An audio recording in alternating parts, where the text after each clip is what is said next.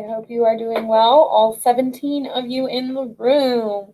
Thank you so much for being here today, and welcome to today's live webinar, August 1st, 2022. Can you believe it? We're in August already. All right, so before we get started, I'd like to help familiarize you with some of the features available, so just follow along. And for those of you who are not so familiar with my eccentric voice, I am Crystal Cedino, the Training and Development Manager at the Native Learning Center, and I will be your webinar facilitator today. All right, so let's see what we have here. Today's webinar is planning on applying for the Indian Community Development Block Grant. Here's what you need to know. Day 1, otherwise known as ICDBG, funding opportunity, day 1. So thank you guys and gals for being here. Just a quick disclaimer, this webinar provides a summary of fundamental concepts, requirements, and/or procedures within the allotted 90 minutes. Therefore, the material discussed does not illustrate all possible scenarios that could be applicable. Brandy's really great at, going into detail about all the areas that are needed within this source of funding. So if you have questions and so on and so forth, feel free to ask them, and we will make sure that we get to them. But with that being said, again, the layout. So if you take a gander at the top of your screen, you should see an icon in the shape of a hand. And with that icon, you can either raise your hand, agree, disagree, or step away. There's other options such as applaud, laugh, so on and so forth. Feel free to utilize all of them. They are there for you to make this session as interactive as possible. If I notice a hand up, I will acknowledge you in the chat box, so be on the lookout for that. There is no microphone access for participants, so be mindful of that as well. All right. Now, the image displayed here should look basically the same exact as your screen. So I'm going to start off in the bottom left. And in the bottom left, you're going to find a box that says Files. And in Files, you'll find today's presentation in PDF format, along with a Community Development Block Grant program for Indian tribes and Alaska Native villages. Brandy went ahead and provided that. I uploaded it. Feel free to download all of those items. All you have to do is hover over them, and you'll see an arrow pointing downwards, which will allow you to save it to your computer. Feel free to download them, save them, print them, whatever it may be. This session is intended for you to, take all materials and kind of run with them. To the right of that is going to be a box that says web links. And in there, you're going to find today's survey, which I'll launch when it is the appropriate time. However, there's also going to be the Adobe Desktop download, ICDBG funding opportunity day 2, because you have to sign up for each individual webinar. And then there is also a data update for your demographic. Brandy has these links in the presentation. However, I decided to add them here as well. And then there's also a HUD toolkit that is plugged in there. I'll go ahead and plug them in as we get through the session, but all of these items are in there for you, so please take advantage of them. And then lastly, to the right of the screen is going to be the chat box, which Megan, I do see your comment. I'll address it in just a moment. But all you have to do is type your message and hit enter, or the up arrow key that's in the chatting feature. And we really do encourage class participation, so please feel free to write in those questions, comments, interact. These webinars are only as helpful as I feel like our participants participate, so please take advantage of them. We're here to be as helpful as possible. Megan says mine does not look the same, but I'm on my phone. So yes, that would be. So Megan, I'll go ahead and email, if I can, because the file might be very large. If I can email it to you, I will attempt to do so. But in any case, yes, I also see that some of you are coming in through the web browser, which is perfectly okay. Just be mindful that sometimes you will experience more connectivity issues through the web browser versus the desktop application, which is why I went ahead and plugged that into the chat box. So please feel free to utilize that.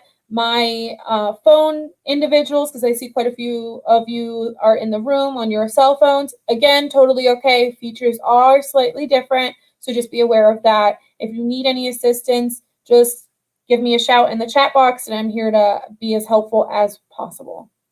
All right, that is basically it for Adobe Connect.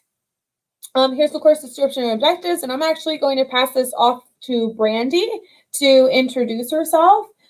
She's owner of Hirota Kache Consulting. So yeah, Brandy, go ahead and take it away. And also thank you so much for being here today and doing these webinars over the next 4 days. Sure. Thanks, Crystal. I'm glad all of you guys could join us today.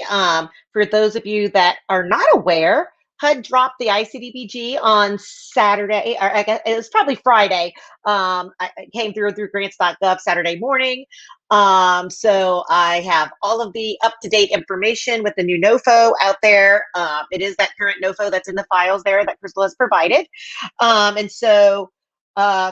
Surprise, for a Monday morning, we have another grant application, NOFO out there for all of us. And so, this particular session today, we'll look at the ICDBG program, and we'll kind of go through all of the NOFO requirements and, have some discussion on what you need to do to be ready for your application.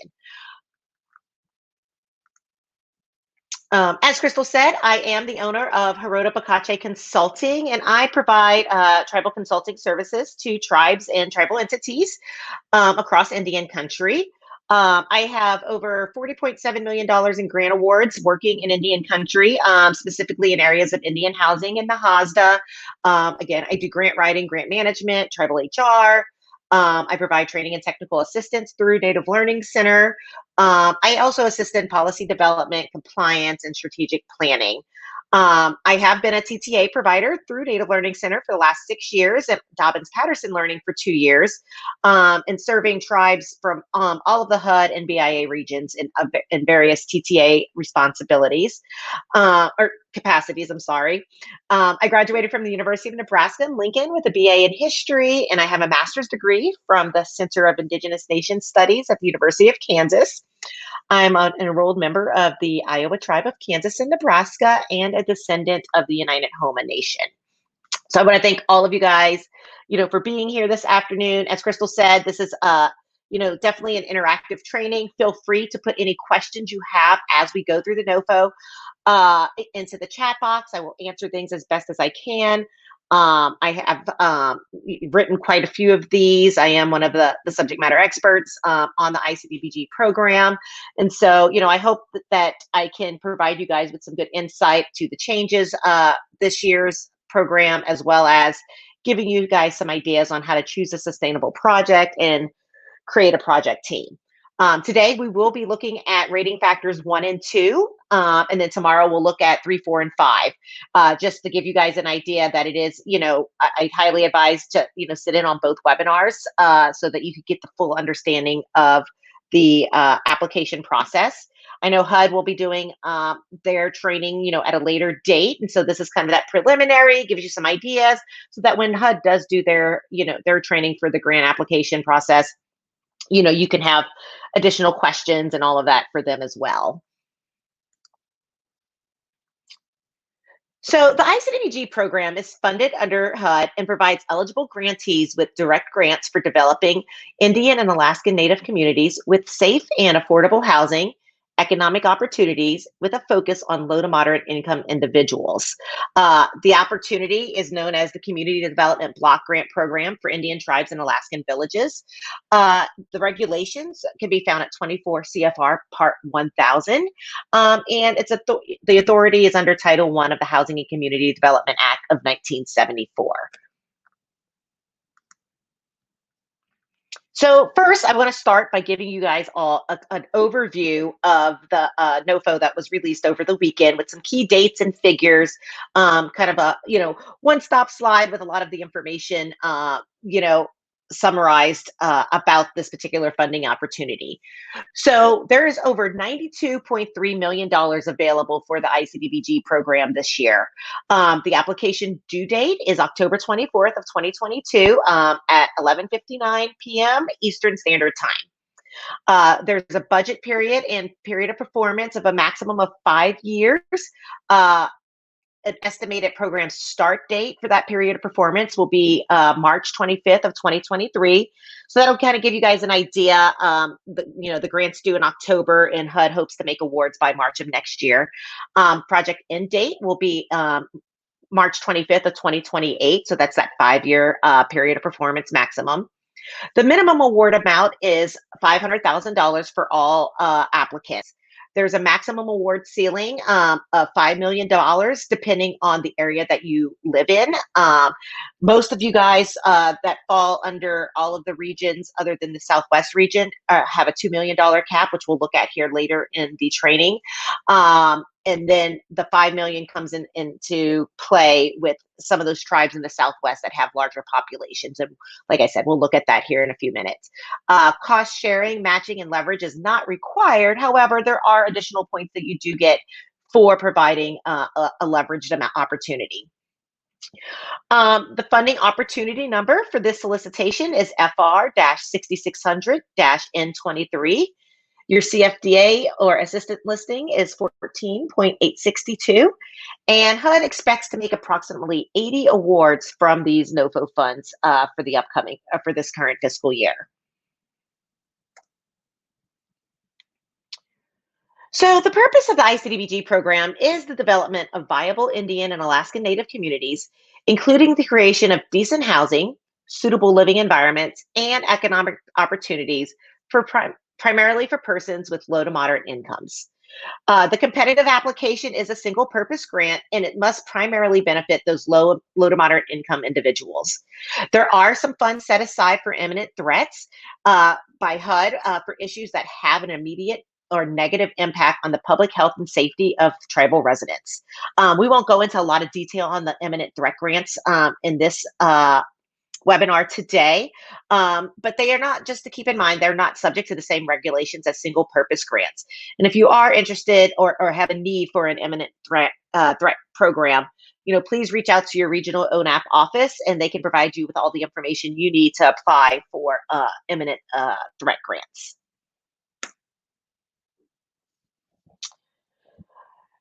So who is eligible for the ICDBG? First, tribes are eligible applicants as long as you are any Indian tribe, band, group, or nation, including Alaska Indians, Aleuts, and Eskimos, and any Alaskan Native village of the U.S. If you are considered an eligible recipient under Title I of the Indian Self-Determination and Education Assistance Act, or that you have been deemed eligible recipient under the State and Local Fiscal Assistance Act of 1972. Tribal organizations are also eligible entities for an ICDBG program. If you are eligible under Title I of the Indian Self-Determination and Education Assistance Act, you may apply on behalf of any Indian tribe or Alaska Native village for this NOFO when one or more of these entities have authorized you as a tribal organization to do so through concurring resolution. So keep that in mind. That you can apply as a TDHE or another entity for these funds as long as the tribe basically puts together a resolution allowing you to do so. Also, you want to keep in mind that there is only one ICDBG application that may be submitted for each area within the jurisdiction of an entity. An applicant can include more than one project in its application, but those projects cannot exceed the grant ceilings listed in Section 2 that we'll look at here later on in the presentation. Tribal organizations that are applying on behalf of multiple tribes may combine ceiling amounts for a project if the project will benefit members of all such respective tribes. Several tribes may submit individual applications for one combined activity if the project will benefit the members of all such respective tribes. So those are things I want you all to just keep in mind as we go through this afternoon. So some examples of the eligible activities that can be found at 24 CFR Part 1003 are new construction activities, housing rehab, land acquisition, home ownership assistance, public facilities and improvements, economic development, micro enterprises, acquisition of property, clearance and demolition, lead-based paint evaluation and hazard control, privately and publicly owned commercial and industrial buildings, and mold remediation. Those are some of the list, those examples of projects that you could do under the ICDBG program. Ineligible activities include things such as maintenance and operations, new housing construction not carried out by a CBDO, furnishing and personal property, construction tools or equipment, income payments, and then things such as courthouses or local tribal government offices or other government headquarters are also not eligible for this program.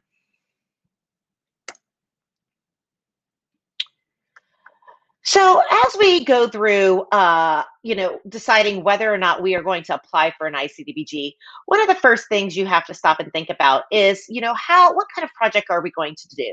Is this project going to be sustainable for our community? And what are we wanting to provide the need for? And so, how we choose a sustainable project is an important aspect of our citizen participation requirements that are required under the ICDBG program.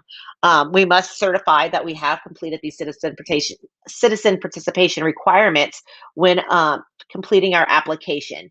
And so some of the best ways to do that is actually having your community involved in some way, shape, or form, whether it's through needs assessment, town hall meetings, and all of that, to really gather a good understanding of what your community needs are. From there, you're going to want to have some comprehensive planning. I know we all wish that, some of our larger scale projects, could all be covered under, one particular funding opportunity, and that there was enough money out there, for us not to have to apply multiple times for one project. And so you have to, take into consideration that comprehensive planning aspect, knowing what all of the resources that you're going to leverage with the project. Are you doing this project in phases? What is that going to look like? Bringing in, architects and engineers for preliminary designs very early on kind of help build that team and that comprehensive planning so that you have a good understanding when you're developing your project. And then strategically planning it. Again, sitting down and planning out, what's going to happen under, this particular 5-year period of performance. Do we need to apply for additional funding from maybe an IHBG competitive or USDA or Section 184, and having an understanding of what this scope of this project is going to look like, which also leads into, specific project planning, including, who's going to be involved in the project, from the executive director through internal staff, other, gaps in capacity as well. So one of the main factors, or one of the main rating factors that HUD looks at before we even review the actual project of the application is the capacity of your applicant. And this is where your project team roles and responsibilities come in when you're completing and developing your application and planning for your project.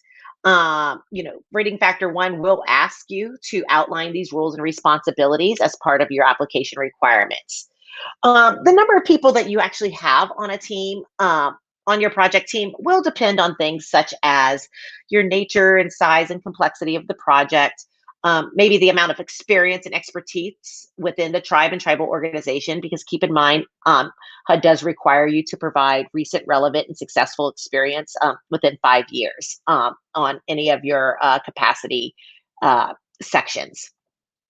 And then also the time commitment that's involved in working through a large scale project. And so I've worked with project teams where it's really just the executive director and maybe some additional consultants or contractors involved. And I've worked on large scale teams where we have a full development team of individuals from internal staff, and then that expands out also to contractors and consultants that we may bring on board as well. So here's just kind of an example of what a project team could look like.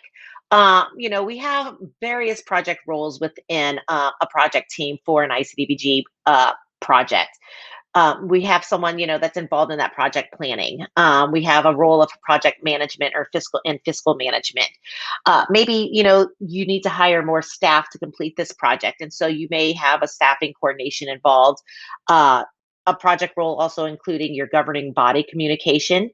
Maybe you're hiring a grant writer to assist and someone to help kind of determine your project outcomes and design. And so these could be a variety of people within your organization or again, contractors and consultants that you bring in. So, a project planning person role could be done by a planning director, or maybe even your executive director. A project manager is typically managing all aspects of the project. You may have your finance director, or you should have your finance director involved as well in order to help develop the project budget and help manage and distribute funds across the various activities and supervising the procurement throughout the life of the project.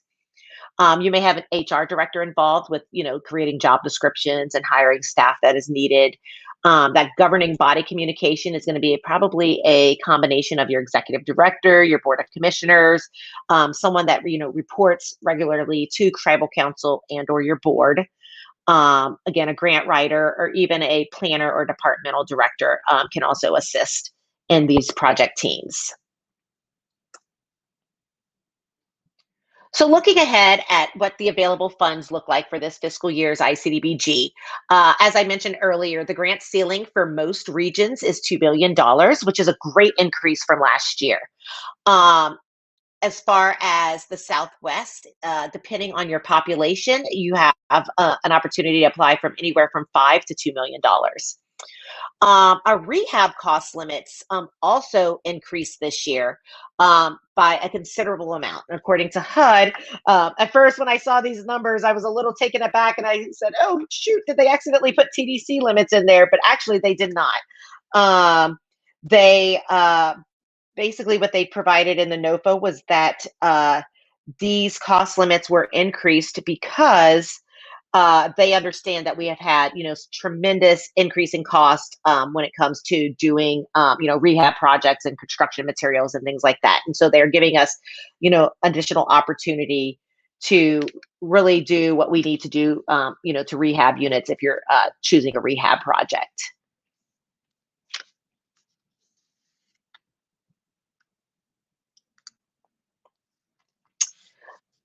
When we're looking ahead also to cost sharing or leveraging your resources, again, as I mentioned, the ICDBG does not require leverage resources, but up to 6 points may be awarded if you utilize leveraged resources. And we'll take a look tomorrow at Rating Factor 4 and discuss some of the options that you can utilize for leveraging resources.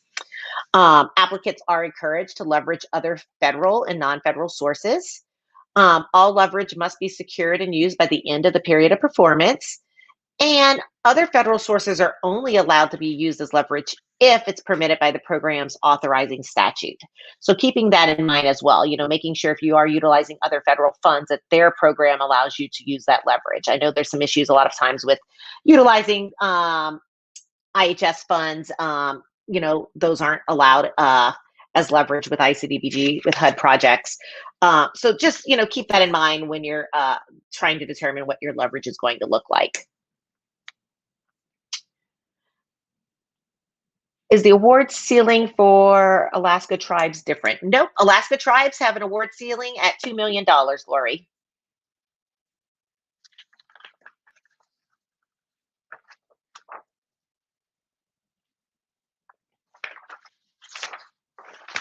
All right, so we do have some changes from last year's NOFO that, some of you guys may be a little concerned about, and I noticed this as well with the ICDBG competitive that we'll look at on Wednesday and Thursday. But opportunity zones were deleted from the preference points of this of the ICDBG moving forward. There were sections removed that referenced the COVID-19 CARES Act and American Rescue Plan Act. The amount of funds also was updated to include the new amount, and an explanation was also included of how the amount was calculated. Our grant ceilings, again, were increased this year to account for higher cost carryover funds and to encourage bigger projects. The housing rehab cost limits, as I said, were significantly increased to offset the rising cost of construction materials.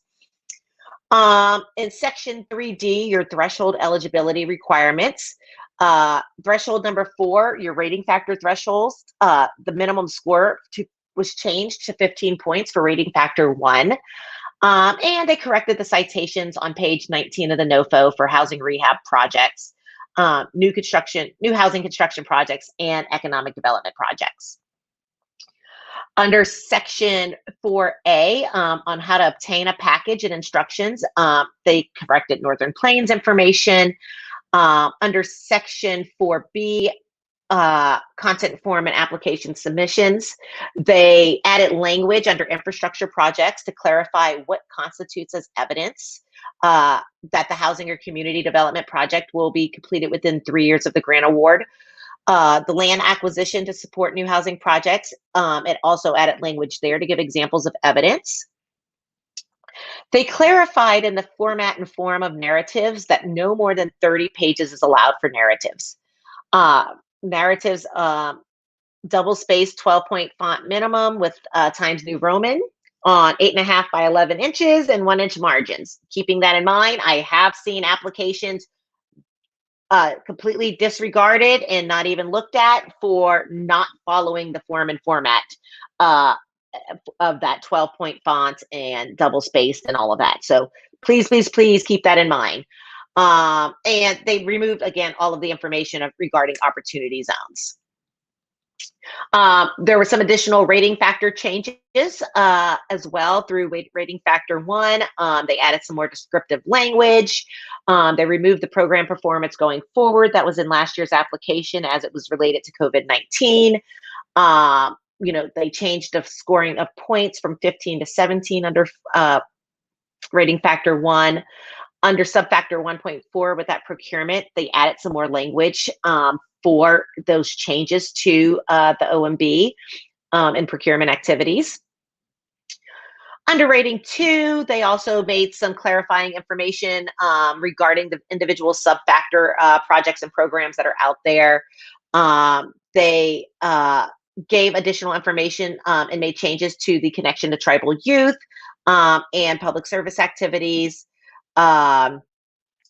The new and unfunded applicants, they updated the language to read that 2015 instead of 2014. They added a new subfactor with a connection to climate change. And so they're hoping that what we'll look at here in a few minutes, that we do provide additional information on how our projects will help promote the larger climate change efforts that are out there right now. Again, rating factor 3 also added some additional information and removed some language on rating tiers and all of that. And so keeping this in mind, we'll see some of this as we go into detail in rating factor 3 tomorrow on where some of these changes have taken place. Preference points, again, they deleted opportunity zones. Your only preference points that you can get this year are for promise zones. And they changed some information under the reporting requirements if you are awarded the funds. So some of the content and form of the application submission. These are the items that are required as part of the application process. You must have an SF 424 completed. That'll be completed through grants.gov when you're putting together your application and getting it ready for submission. The HUD 2880 applicant recipient disclosure report. Again, that's another item that is required to be part of your application. That's also done through grants.gov. You must complete a HUD 4125 implementation schedule, as well as a 4123 cost summary. Those forms can be downloaded within the package through grants.gov as well. If you are applying for a promise zone, you also must include a HUD 50153 certification of consistency with promise zones goals and implementation. There's a needs table that's required for rating factor 2.2C. There is a curable deficiency. HUD does like to see a one-page proposal summary that summarizes your project as a whole that they will utilize when they give the grant awards and provide that award list. You must have a work plan narrative and a separate budget narrative. You must complete citizen participation requirements, and there's an LMI benefit as well. Others items that you must include: a resolution for your tribal organization to submit the application, any firm commitment documentation, any demographic data that's applicable to your project. If you are doing any type of housing rehab, new construction, economic development, or infrastructure, there are requirements within the NOFA very specific to those projects. So make sure you pay special attention to that with the information that needs to be provided. If you are having a partner commit to it, you need to have evidence of that partner commitment. If you're utilizing an IDC, you must have that IDC included in the application. Your code of conduct must be included if it's not listed on HUD's website, that they have a copy of that. Let's see, I see Anna has a question here. How do you interpret this limitation? 30-page maximum length of narratives. Yes, according to what HUD says, that all narratives can have up to 30 pages each. Again, I had to laugh when they said, oh, they tried to make it a little more clear in their changes, but in reality, it really didn't. My understanding last year was that we had 30 pages in work plan narrative and up to 30 pages in the budget narrative. And attachments were separate.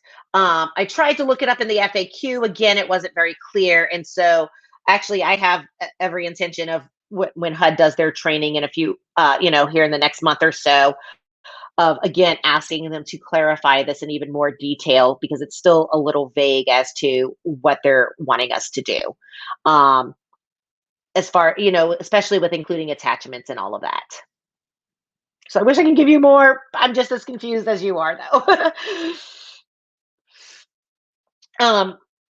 Moving forward, as I mentioned, there are some specific requirements depending on the type of project you're doing. If you're doing a housing rehab project, you must submit the following information in your work plan narrative. You need to provide a written statement that the applicant has adopted rehabilitation standards and policies, and you have to have those policies adopted prior to the application, is your application submission. They don't want you to submit the policies. You just have to have a statement that in place that says that you have these. You also need to provide a written statement in the narrative that ICDBG funds will be used to rehabilitate housing only when the homeowner's payments are current, or the homeowner is current in a repayment is current in a repayment agreement. This includes rental units that are being rehabilitated as well. Your area ONAP administrator, on a case-by-case basis, may approve exceptions to this requirement if you provide adequate justification for the exception with your application. So please keep those statements in mind if you're doing a housing rehab project. They must be in that application. If you're doing new housing construction, your developing entity must be a community-based development organization. All of you as TDHEs have an opportunity. You could be a CBDO. It just requires us, a resolution from the tribe designating you as a CBDO. Maybe you work with local CBDOs in some of your projects, but you cannot be, you have to show that you are, the developing entity is a CBDO if you're going to do new construction for this project. If you're not, I would advise then any new construction activities happen under an IHBG competitive. You must also state in the work plan narrative that the project will be constructed in accordance with construction standards that were adopted by tribal resolution prior to the application date. You also must show that no other housing is suitable and no other sources, including IHBG, can meet the needs, and that rehab is not economically feasible, or that the households are currently overcrowded, or the household to be assisted has no current residents. So all of these things must be covered if you're doing new housing construction with an ICDBG. If you're doing an economic development project, you must provide an analysis which shows public benefit commensurate with the ICDBG assistance requested, and that it will result from the assisted project. This analysis should also establish that to the extent practicable, reasonable financial support will be committed from non-federal sources prior to disbursement of federal funds. Any grant amount provided will not substantially reduce the amount of non-federal financial support for the activity. Not more than a reasonable rate of return on investment is provided to the owner, and that grant funds used for the project will be dispersed on a pro rata basis with amounts from other sources. In addition, it must also be established that the project is financially feasible and that it has a reasonable chance of success. So keep that in mind if you're doing utilizing economic development for this project as well. If you're completing an infrastructure project, you need to include information that the project will support future housing or community development projects and evidence that these projects will be completed within 3 years of grant award. So keep in mind that if you are just strictly doing infrastructure, that your period of performance is 3 years versus 5. If you're doing land acquisition to support new housing projects, you have to include evidence that the land is suitable for housing. You must also establish that there is a reasonable ratio between the number of net usable acres to be acquired and the number of LMI persons that will benefit from the project. So this is an area where, having an A&E team involved right off the bat will be helpful, because they'll be able to help you establish, if you are purchasing, 10 acres of land, the number of units that can reasonably, go on that piece of land. We'll look a little bit more detail tomorrow in Reading Factor 3 about this. Award of a grant does not constitute approval of specific sites where activities that are subject to environmental review may be carried out. So keeping that in mind as well. Oops. If you're applying for a facility that would provide healthcare services funded by IHS, you must include a statement in the work plan that the facility will meet all applicable IHS facility requirements. HUD does recognize that tribes or contracting services from IHS may establish other facility standards, but these tribes must assure that these standards at least compare to nationally accepted minimum standards. If you're applying for a correctional facility or a juvenile detention center that would provide correctional services funded by the Department of Justice or BIA, you must include a statement in the work plan narrative that the facility meets all BIA or DOJ standards regarding correctional operations and programs and designs.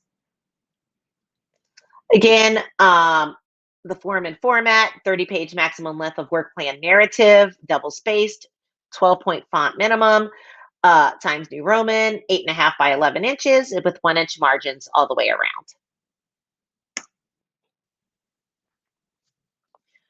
Also, keep in mind that the primary objectives of an ICDBG is that not less than 70% of grant expenditures must benefit LMI individuals.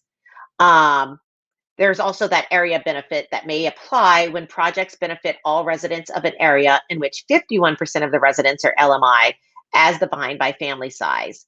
Your LMI compliance will need to be documented by census or survey data. There's also areas of where it's potential limited clientele. So that would be things like a domestic violence shelter, or maybe even correctional facilities, where it's assumed that someone is presumed to be LMI.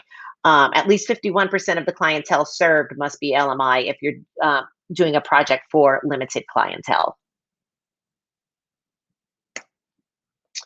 Under housing, each single-family structure must be LMI occupied.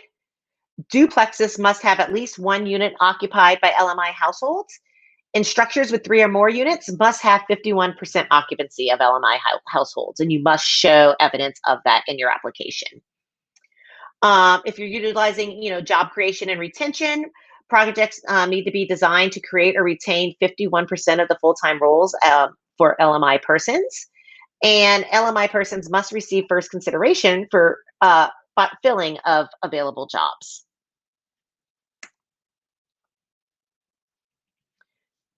Now, there are some funding restrictions within the grant application process.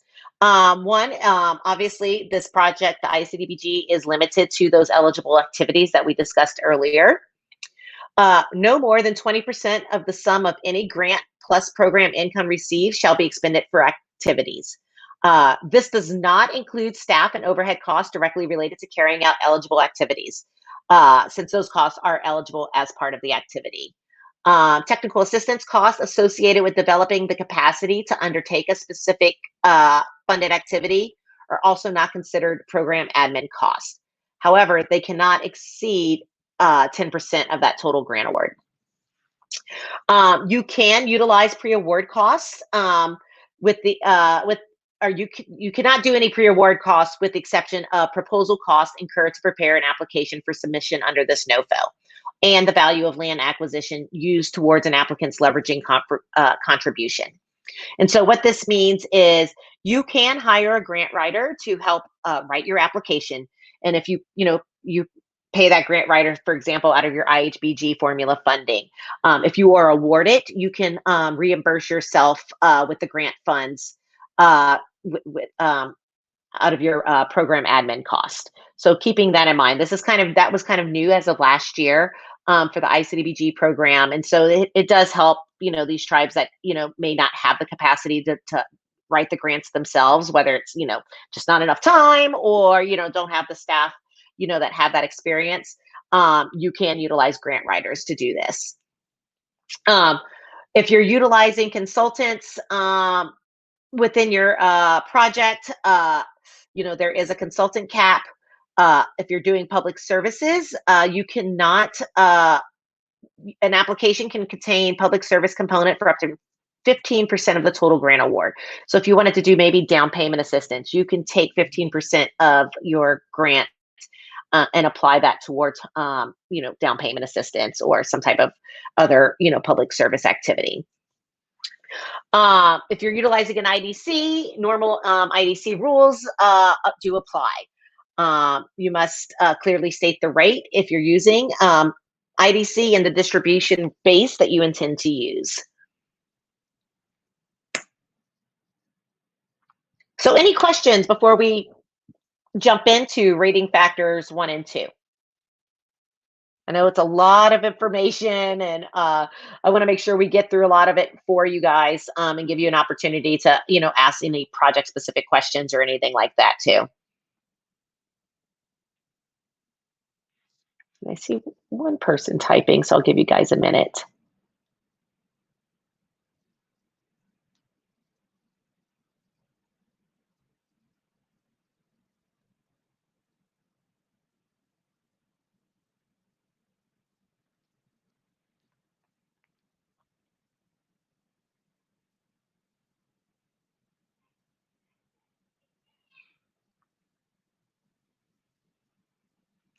Can this funding be used with ICDBG ARPA funding for a project?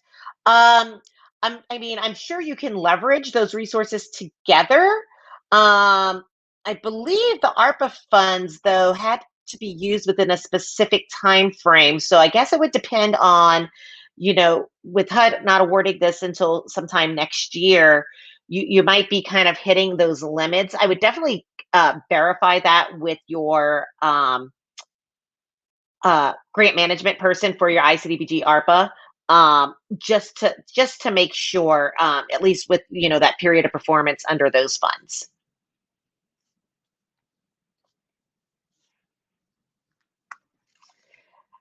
So a maximum of 100 points may be awarded under rating factor 1 through 5. There are an additional 2 points that are available for those activities being completed in promise zones. To be considered, to move forward past rating factor 1, your application must receive a minimum score of 15 points under that rating factor. To be considered as an overall, your application must receive a minimum of 70 points without the extra preference points.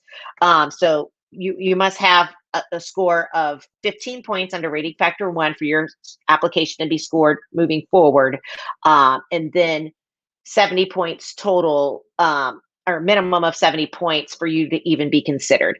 I will say most projects that are awarded are usually between 92, 93, and 102%.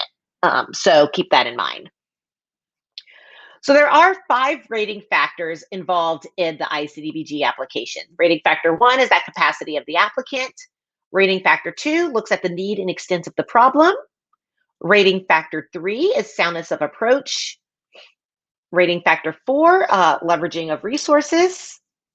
Rating factor 5 looks at your comprehensiveness and coordination. And again, there's that extra point section for preference points with projects related to promise zones.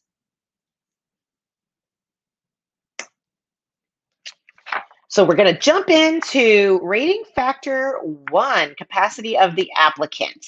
Again, you must score a minimum of 15 points for your application to be reviewed further past this section. So, this is a very important aspect of your grant. This is where HUD wants to know that you can carry out the activities of your project. And so this is your opportunity to explain your staff, any of your, past procurement activities and how you handle all of that, as well as some other options that we'll look at here. So under rating factor 1, capacity of the applicant, a total of 30 points can be awarded in all sub-factors, and a minimum of 15 points is required. So under sub-factor 1.1, this is where you will have the opportunity to describe your managerial and technical staff. And there's a maximum of 8 points in this area that you can receive. So you must describe the project-specific roles and responsibilities and the knowledge and experience of all individual key staff and or contractors that will be involved in the planning, managing, and implementing of the project in accordance with the implementation schedule for which the funding is being requested. You must also provide a capacity gap assessment or confirm that you have no gaps in capacity. So what this means is, let's say you do not have a staff, for example, maybe you don't have a finance department and you utilize a fee accountant consultant. That's a gap in your capacity. And so that fee accountant is not going to be listed as your internal staff. That's going to be listed under your gaps in capacity and what their roles and responsibilities are. If you don't have any gaps in capacity, you also must state that. You must put a phrase in there that says, we do not have any gaps in capacity. HUD will look for that as well. Just to kind of give you an idea of how HUD explains this, a capacity gap is a disparity between an organization's goals and objectives as expressed in its vision and mission, and its actual or potential ability to achieve its vision and mission. If the project's success requires expertise that is not held by the current staff and a contractor or consultant is required to provide that expertise, the capacity gap is identified and addressed by contracting for that expertise. You also must keep in mind that knowledge and experience is judged in terms of recent, relevant, and successful experience for each key staff. So this is your internal staff within your organization. And in this area, with this rating factor, HUD will consider the following information. Recent experience is that experience within the last 5 years. So you don't need to go back, 10 years ago and provide any of that information. They want to see experience it within the last 5 years as it relates to your housing project. Relevant experience is experience pertaining to the specific activities being proposed or the specific roles and responsibilities described in the application. So, for example, and I've seen this come into play over the last couple of years, let's say you're utilizing maybe your tribe's planner in a new construction project, but the only thing that tribe's planner has ever completed was maybe a community facilities or a water program or something like that. You're going to have a hard sell trying to explain that this person also knows new housing construction, because those are very, two different activities. So if you're doing something related to new housing construction or rehab or something like that, ensure that that relevant experience of the staff is related to those specific projects. And then successful experience. This is experience that produces measurable impacts on the quality and quantity of housing in the tribal community. So some indicators of success may include a description of the key outcomes or the overall impact of accomplishment, award, and recognition. So, maybe you've been awarded multiple ICDBGs in the past and you've closed those all out successfully. Maybe HUD recognized you in your project for some specific awards or things like that. Those are all things that show success in your projects. HUD does not want you to include job descriptions or resumes within this. This is a summary. This is a good time to really have your staff learn how to write their bios. That's typically utilized internally. And it's just a good practice. I can tell you typically what happens if I'm contracted to do these grant applications. I will send an example of a bio over to the project manager or whoever's coordinating the application process, and ask them to have their staff utilize that template in order to expand on their own biographies. HUD doesn't want to see the resumes and job descriptions, and who better than to describe yourself than yourself?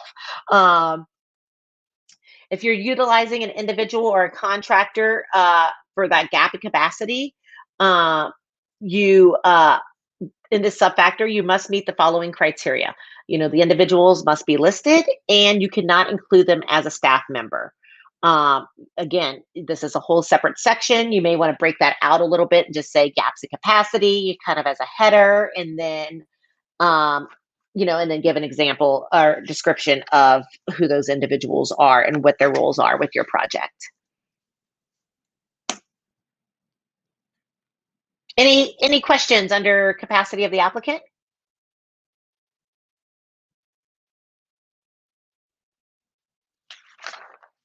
All right, well, we'll move on to the next one. The next subfactor 1.2 is your audit submissions. This is a maximum of 4 points that could be received here. You need to indicate whether an audit submission was required for the last 2 audit periods, and whether it was submitted timely or required a deadline extension. 2 CFR Part 200 requires that audits must be complete and submitted within 9 months after the end of the audit period. If an applicant's audit submission is delayed by the COVID-19 national emergency, applicants may qualify for full points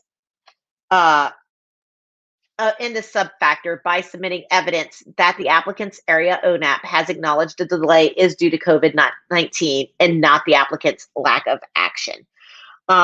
So acceptable evidence for this subfactor is a copy of your voluntary compliance agreement that would have been completed with your area ONAP office, or a copy of the letter of warning issued by your area ONAP, making this acknowledgement, along with evidence of compliance.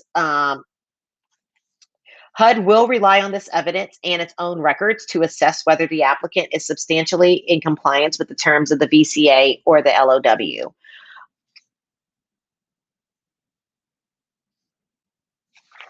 Also, do not submit your audit with the application. You don't need to provide that as an attachment. HUD will look at the audit clearinghouse and make sure that that information is there as well.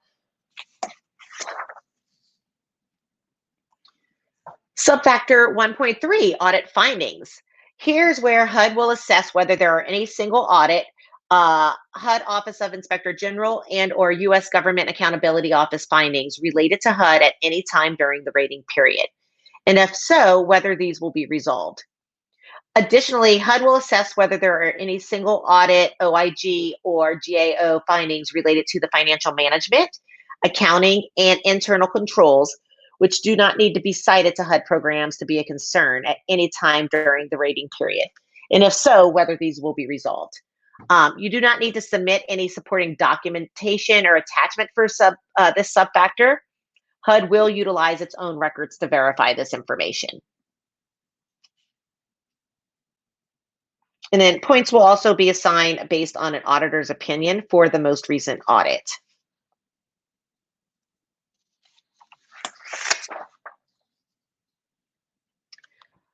So under subfactor 1.4, procurement and contract management, this is, again, an area of maximum of 4 points that can be received.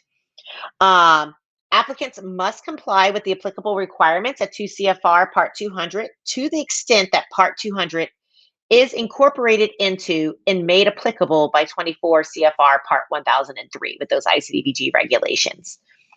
So if you guys recall, there were some recent amendments to 2 CFR Part 200 that were effective in August of 2020, November of 2020, and February of 2021.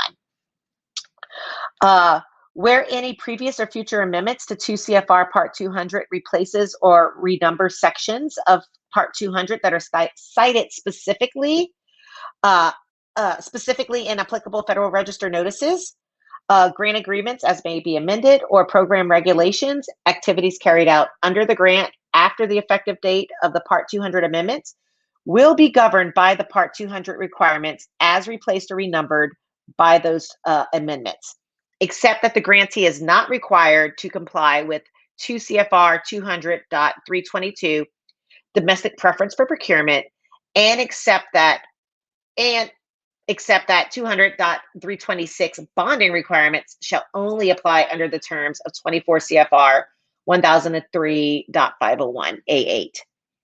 I see Michelle's asking, are these factors the same as last year's in terms of the numbering?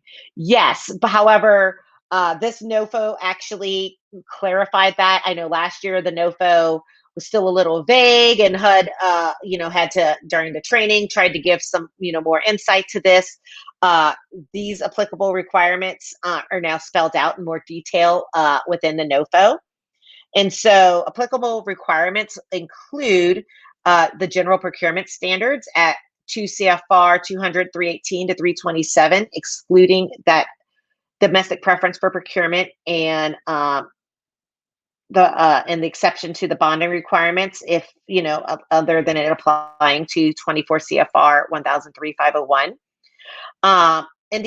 Indian and tribal preference requirements are also must be included in there, and a conflict of interest statement. To receive full points in this area, the applicant must address each of the regulatory requirements and describe how its implementation policies and procedures are consistent with the applicable procurement requirements. Referring to or submitting copies of procurement policies and or citing that the policies meet the regulatory requirements is insufficient for awarding points under this subfactor. You can, include a copy of your procurement policy, but you can't include it as the direct response to this. You must actually have a description of how you implement your procurement and contract management policies and procedures. Are there any questions on this section? Again, I know this one gets, a little confusing. There are some examples out there. I know I've worked with some individuals in the past where we've come up with, last year with some of these changes, some good procurement sections and verbiage that, was applicable to HUD. So if you, need assistance in developing this area or how to expand on it, please, reach out and we can figure out a way to help.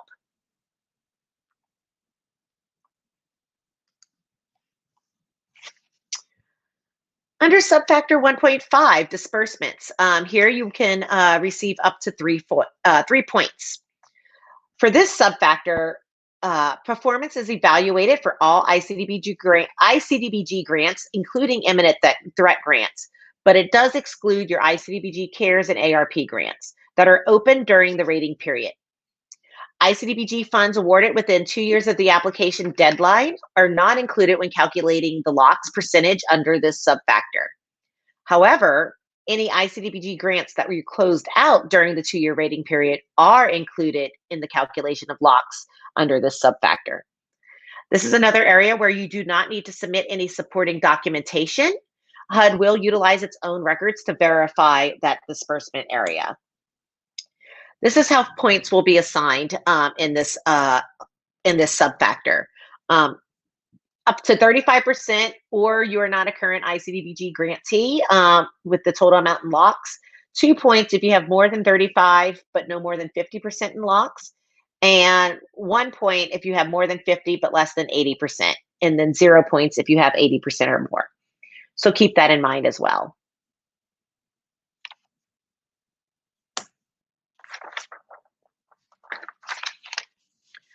Under subfactor 1.6, timely reports, here you'll receive up to 3 points. This is for applicants who currently receive HUD ONAP grants, and they will be evaluated on the timely submissions of your reports on all open ONAP grants during the rating period. Applicants must have ensured the timely submission of your APR, your ACERs, and your SF 425s to receive full points. If a report was submitted within a deadline extension afforded due to the COVID-19 national emergency, that will not be considered late. HUD will review reports for IHBG formula programs, IHBG competitive programs, ICDBG programs, COVID-19 recovery programs such as CARES, ARP, under your IHBG and ICDBG, and the Tribal HUD BASH programs. Applicants who have never received an ONAP grant award grant will be awarded 1 point under this subfactor. Again, this is another area where you do not need to submit supporting attachments. HUD will utilize their own records to verify this as well. Subfactor 1.7, closeouts. Here you'll receive up to 2 points. Here is where performance will be evaluated for all ICDBGs that were closed, due to be closed, or should have been closed during the rating period. NOFO applicants submitted closeout documents in accordance with 24 CFR 1003.508 within 90 days from the date that the project was completed, based on the latest implementation schedule and the date that the FSF 425 was submitted, showing that all grant funds and leveraged resources had been dispersed. Again, this is not an area where you need to provide any supporting documentation. HUD will utilize its own records to verify this data as well. Under subfactor 1.8, monitoring findings. Here you'll also have an opportunity to receive a maximum of 2 points in this subfactor. Performance is evaluated for resolved and unresolved HUD ONAP monitoring findings during the rating period. You do not need to submit any responses to the open findings with the application. HUD will utilize its own records in order to verify, any of these monitoring findings and how to score this area.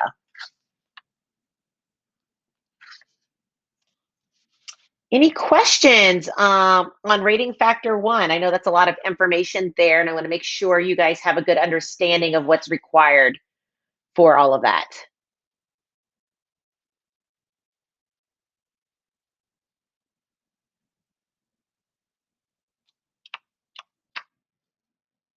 No questions? I don't see anyone typing or anything, so I'll assume it all makes sense. Well, we'll move on into rating factor 2, need and extent of the problem. So under rating factor 2, a total of 29 points can be awarded in all of in the combined subfactors. Under subfactor 2.1, need and viability, you have an opportunity to be awarded up to 6 points. This is where an applicant must identify the needs of the tribe, which may include, but are not limited to, issues of housing cost burden, overcrowding, housing shortages, or issues related to plumbing issues. Additionally, the applicant must identify the viability of the project, which may include how the project will help the community develop and grow. In order to receive full points in this area, you need to describe the need for the project. You must demonstrate that the project will meet an essential community development need, and you must describe how and why the project will improve that viability of the community.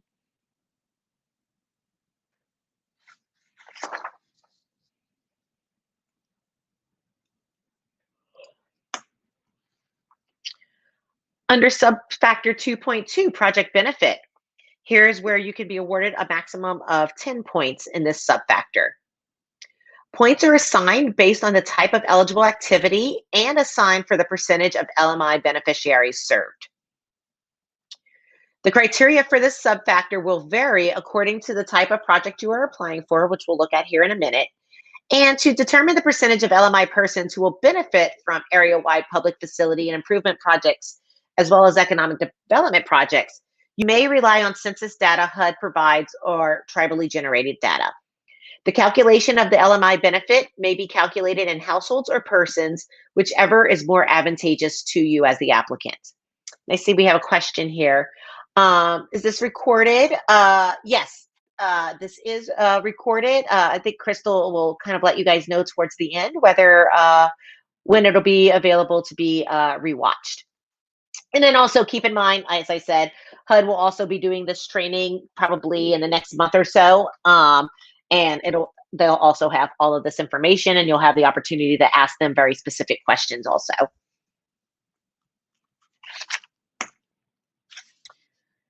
So again, continuing on under subfactor 2.2, you may submit data that is unpublished or not generally available, but not anything older than the latest data available by the U.S. Census Bureau. So if you're submitting demographic data other than the census, you must state in your application that the generally available published data are substantially inaccurate or incomplete, that the data you are submitting has been collected systematically and statistically reliable, that the data are, and to the greatest extent feasible, independently verified, and that the data differentiates between reservation and BIA service area populations when applicable. If you are submitting your own data, you must include each of the following in your grant application: a sample copy of the survey form used to collect the data, an explanation to the methods used to collect it, the number of persons that will benefit from the project, a list of incomes by household, including household size, and the number of LMI persons that will benefit from the project. So there's a lot here if you are going to utilize your own data, that must be included as an attachment to your work plan narrative.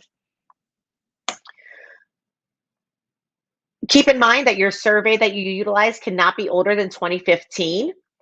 If you fail to include all components listed that we just talked about to support your own demographic data, HUD will use the information at the HUD user portal to determine points to be assigned in this subfactor.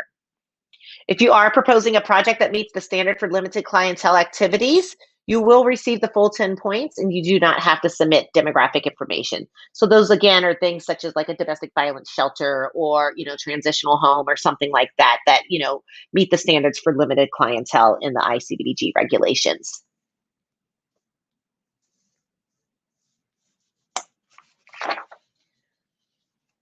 So again, as I mentioned, there are very specific things depending on the type of project you are applying for that that also needs to be included.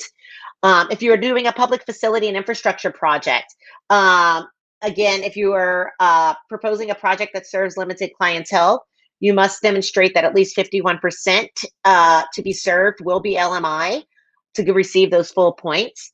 If you have 51% LMI and higher, you'll earn 2 to 10 points. If you're doing an economic development project, the beneficiaries from this type of project can be persons served by the project and or persons employed by the project based on the jobs created or retained because of the project. As with public facility and infrastructure projects, HUD will rely on the demographic information submitted with your application to assign points for this subfactor. To document persons employed by the project, you must describe the nature and number of jobs created or retained for LMI people. This information includes, but is not limited to, brief descriptions of proposed job responsibilities, job titles, salaries, and the number of full-time equivalent positions. HUD will assess whether the person employed by the project qualifies as LMI if the person, if the person will be LMI at the time the person is hired. If the jobs will be retained because of the ICDBG project, you must also include information that shows clearly and objectively that the jobs will be lost without the project. Jobs retained only for the period of grant will not count under this rating factor. They must be permanent jobs. If you're doing new housing construction, housing rehab, housing acquisition, land acquisition to support new housing and home ownership assistance projects, every year HUD prepares a Factor 2 needs table that is used to determine the need for your housing in tribal areas. There's a link within the NOFO on where to find that needs table, and the ratio is based on the dollars allocated to a tribe or TDHE under your formula program. And it takes into account the following categories: your annual income below 80% of the median, overcrowded or without kitchen and plumbing, your housing cost burden greater than 50% of the annual income, and your housing shortage related to the number of low-income AIAN households minus the total number of NAHASDA and formula cash units. Under micro enterprise programs, a micro enterprise is considered a business with 5 or fewer employees, one or more of whom owns the business. The owners of the micro enterprise must be low to moderate income, and the majority of the jobs created or retained must be for LMI persons. For documenting persons employed by the project, you do not need to submit a demographic data statement and corresponding documentation. However, you do need to submit information that describes the nature and number of jobs created and retained. Under subfactor 2.3, connection to tribal youth. This is a section that they've started including in the last couple of years, and you can receive up to 5 points. And keep in mind, they did adjust this a little bit from last year's application, so pay close attention to the verbiage within the NOFA as you complete this subfactor. Again, this is a required area that you will receive, either 0 to 4 points. They want to see that you are utilizing your youth in your communities to do some of these activities. And so this subfactor provides points to tribes and TDHEs who are proposing ICDBG related activities with the main purpose of helping prepare youth to be contributed members of their community by increasing access to developmental programs. Applicants must demonstrate how the ICDBG project would foster opportunities for youth in general skill building, including life skills, pursuing higher education with access to trades and leadership opportunities. So some examples of youth-related projects include things such as projects that house or provide a dedicated space for youth, such as a homeless shelter for families or youth counseling facilities, gyms, classrooms, or student housing and rec centers. Or projects that incorporate youth into the actual design and construction portion of the project, such as training for youth of building trades and related to on-the-job training. And so I know there's a couple of groups that I worked with last year that did internships for their youth within the Housing Authority to come and learn, during the summertime, maybe how to, do painting or how to do framing or, smaller level laborer type of positions with a rehab project. That was some of the areas that I've seen. They've also had youth coming in and working, within the office space as well. So there's a variety of aspects of where you could have this connection to tribal youth. Here's an opportunity to be creative within your project for that. Under subfactor 2.4, new and unfunded applicants. Here is where you receive 5 points. If you did not receive an ICDBG award in 2017, 18, the 1920 application cycle, or the 2021. Points are provided in this subfactor to applicants who have not received ICDBG awards, the very competitive ones. This does not include your ICDBG, ARP, or CARES awards. It applies to the tribe or tribal organization on whose behalf the organization is submitting the application and not the subrecipient working on the project. So also keep that in mind. And as I mentioned earlier, when we were kind of introducing some changes to this, there is a new connection, subfactor 2.5, and it's connection to climate change. Here's where you will receive 4 points. So in accordance with Executive Order 14008, Tackling the Climate Crisis at Home and Abroad, HUD is prioritizing activities that achieve the goal of bolstering adaptation and increasing resilience to the effects of climate change. An applicant will receive points if proposing ICDBG eligible infrastructure or housing activities that mitigate or adapt to the effects of climate change. HUD awards 4 points for an application that identifies measures that will be incorporated in the project that will either, number 1, advance carbon reduction, or 2, resilience projects that reduce the vulnerability of the project to threats identified in the U.S. Global Change Research Program, National Climate Assessment, and related analysis, including threats from hydrological and precipitation changes, extreme weather events, temperature shifts, and sea level rise. And so to give you some examples of what HUD is looking for in this area, if you're doing a carbon reduction project, this includes things such as weatherization and energy efficiency improvements, Two, the achievement of certification through a green and resilient building standard. Incorporation of low carbon energy sources such as solar power. Participation in voluntary federal, state, and local tribal energy efficiency initiatives. Or five, the use of materials and construction techniques that reduce carbon emissions. So this may include things such as traditional sustainable materials and techniques. In order to receive points for carbon reductions, applicants must clearly describe identified actions measurably reduce the carbon emissions or energy consumption of the project below the established baseline for the target community based on facility size and type. Projects that are weatherization only or energy efficiency only will receive a maximum of 2 points. So, I highly suggest, again, depending on, your rehab project or new construction activity, or, community facilities activity, again, having an architect and engineering on board as you're doing this planning to really help, expand on this, this new sub factor. Where outside of the norm of just weatherization and energy efficiency.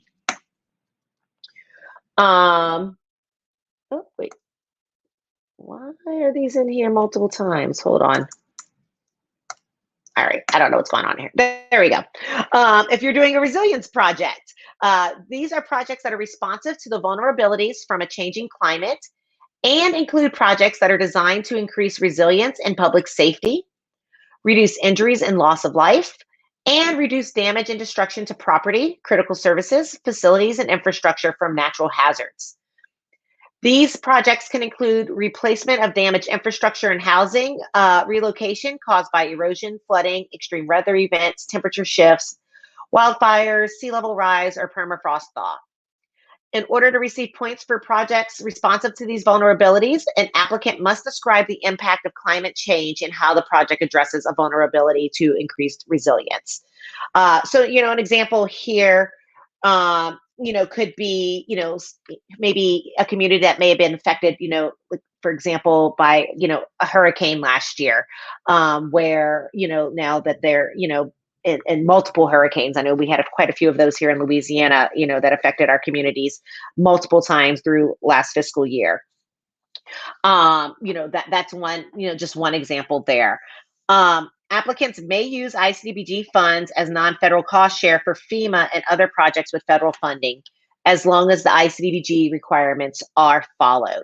So keeping that in mind as well. HUD's Office of Community Planning and Development did develop a community resilience toolkit that provides suggestions for different mitigation techniques for 6 natural hazards. You can access that toolkit at the link here under the web link section here on Adobe Connect. Crystal provided that link there as well where it says toolkit. I'll be honest, I haven't had an opportunity to really look at it yet because this is such a new endeavor and it came out this weekend. I just kind of quickly glanced at it. It looks like a very good guide. There's a lot of information there, and this can give you some ideas on how to, change up your project so you can be, ensured that you get points in this sub factor.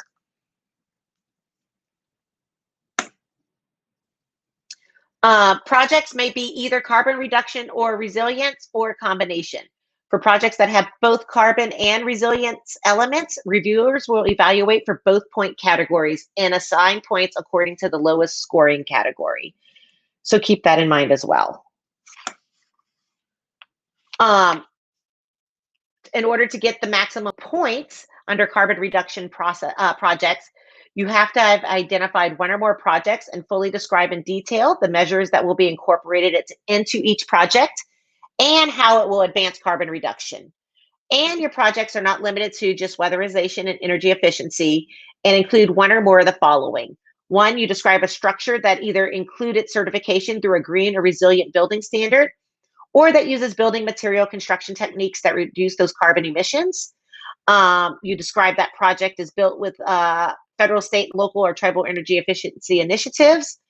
And you describe a project that incorporates low carbon energy sources such as solar or wind. And again, under those resilience projects, you have to describe the impact of climate change and how that project addresses a vulnerability to your increased resilience, and that you have completed a hazard mitigation plan or other vulnerability assessment, and that your project addresses one of those identified threats. So any questions on rating factor 2? Well, we have a few more minutes left for you guys to have an opportunity to ask me any questions. Just looking ahead for tomorrow, we'll kind of review a little bit, a refresher on some of the things we looked at today. And then from there, we'll also look at rating factors 3, 4, and 5 in detail for the NOFO. Again, you have an opportunity to ask questions. Also, here's my contact information. For any, if you feel like emailing me directly or reaching out with any specific project questions. I know when HUD does their NOFO training, you can ask kind of specific questions then, and then following their trainings, HUD's no longer allowed to ask very project specific questions. And so I've kind of become that resource where, I'm willing to talk through project ideas and all of that with individual tribes and TDHEs to ensure, you guys are doing, what needs to be done with an ICDBG project. Anna's asking, what's a good way to stay on top of the HUD seminars and trainings coming up? Subscribe to Code Talk. HUD puts everything out there. My guess is tomorrow, everything usually posts around midnight. And so by tomorrow, they'll probably have a press release out to the ICDBG coming up. And again, Code Talk's website will provide information to all of their upcoming trainings. You can also subscribe to their email blast, and they send those out too. Your regional offices also have emails that go out every week on any upcoming trainings and seminars.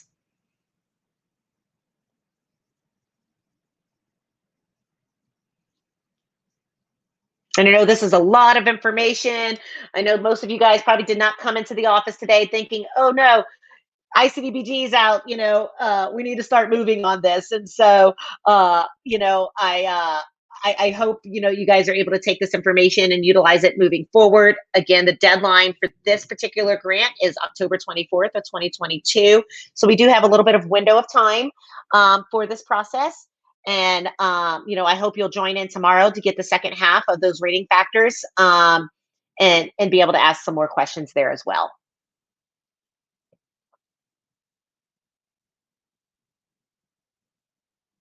Great, Deborah. You're most welcome. I'm glad you guys are all here from Pawnee, Oklahoma.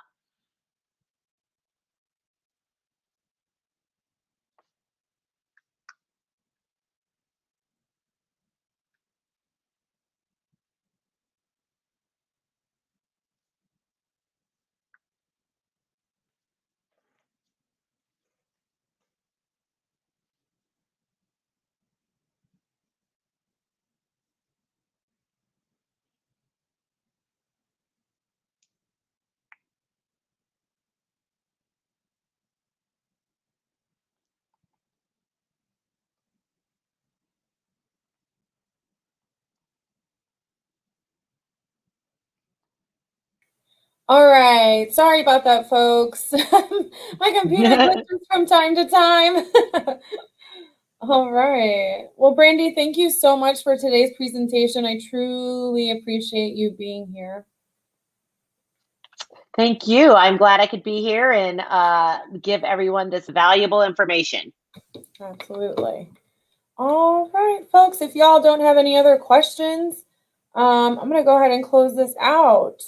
But in the meantime, I'm going to go ahead and also launch today's survey. So if you can take a moment and complete that, I'd greatly appreciate it. It lets us know how we can improve our webinars and, answer any other, questions, or maybe there's training that you would like. But go ahead and do that for us. Went ahead and launch that. Also, join us for tomorrow's session. I'm going to go ahead and plug that link in here as well. Each session separately, you're going to have to register for each one.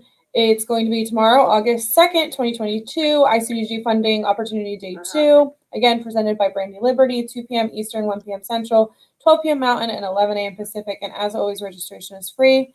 And don't forget to access our recorded webinars anytime on our website, www.nativelearningcenter.com. We keep them up for about 18 months, so feel free to view them and share them with your friends and colleagues. All right, and don't forget to check out our upcoming events as well on our social media sites, such as Facebook, Instagram, Twitter, LinkedIn, and Snapchat. And don't forget that we have the Help of Thing, a podcast, which you can find on simplecast.com. And once again, thank you, everyone. I hope all of you have a wonderful day, and we definitely hope to connect with y'all real soon. So until tomorrow, have a great one.